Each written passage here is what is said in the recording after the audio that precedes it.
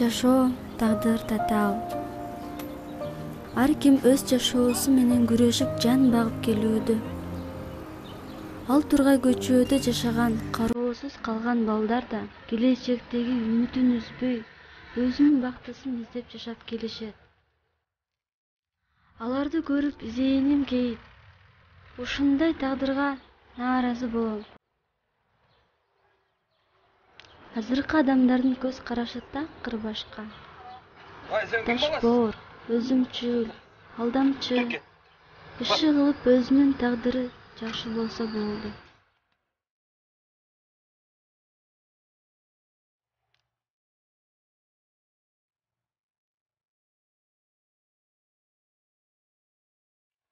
Азыр талаада бирөөнүн кыйналып жашаганын көрүп, көрмөк сөңгө салып, көзүнүн кыйыгы менен карап өтүп кетишет.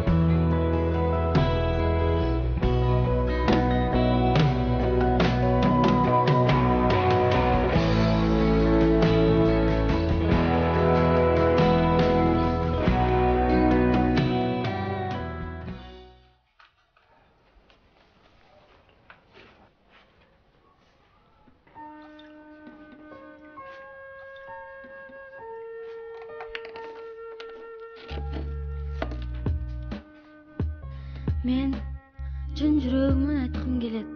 Кымбаттуу жаштар, өзүңөрдүн күнүмдүк жыргал жашооңорду ойлобостон, өзүңөрдүн каныңардан чыккан умурткай балдардын ден соолугун, кийинки келечектеги жашоосун ойлогула. Балдарыбыз мамлекетибиздин ээлери.